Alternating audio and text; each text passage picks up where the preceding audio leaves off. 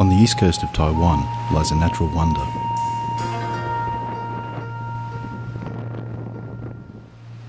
A wild river cuts its way through a mountain of white marble.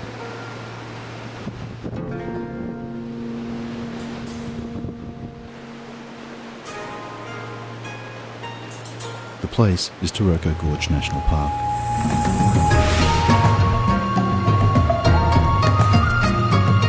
Taiwan is about a 10-hour flight from Australia. I flew courtesy of China Airlines, which offers daily services out of Sydney. Taiwan is an island, roughly a third the size of Tasmania, yet it holds the same population as Australia, about 23 million. Most of that population squeezes onto the west coast, creating a near-continuous urban sprawl that stretches the length of the island. But that's another video. We're going to the east coast, and it couldn't be any more different. Sitting astride the Tropic of Cancer, it's a sparsely populated rugged mountain wilderness, covered in jungle and gouged by powerful rivers.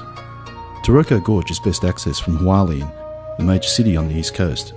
It's an industrial port city about the same size and feel as Newcastle.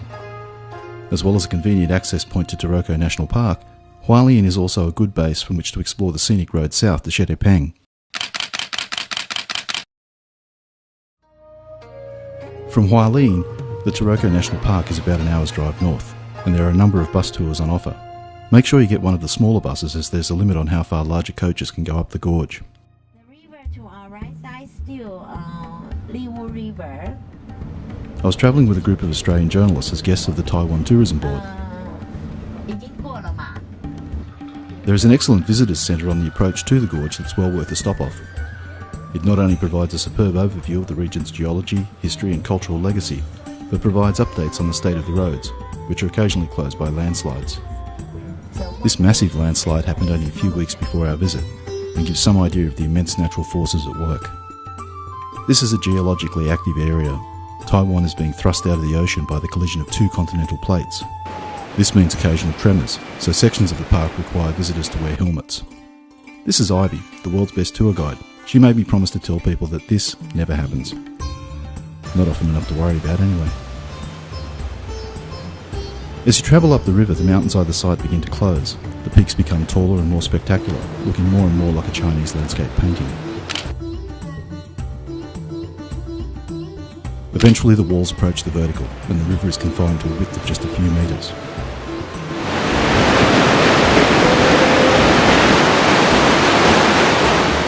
One of the most breathtaking sections is the Tunnel of Nine Turns, which takes its name from the nine turns representing a coiled Chinese dragon.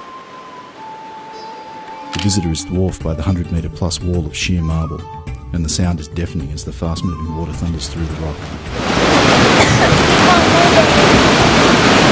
And so it goes for kilometre after jaw-dropping kilometre as the road tunnels and carves its way upriver.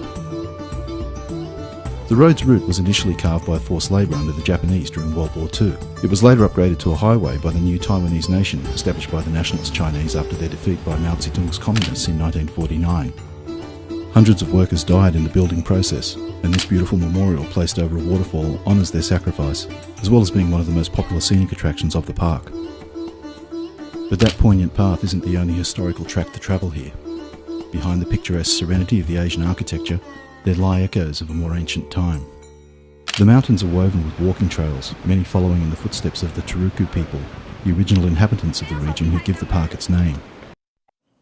The Taroko are one of 12 recognised indigenous tribes in Taiwan, and together they hold a special place in Pacific Island history.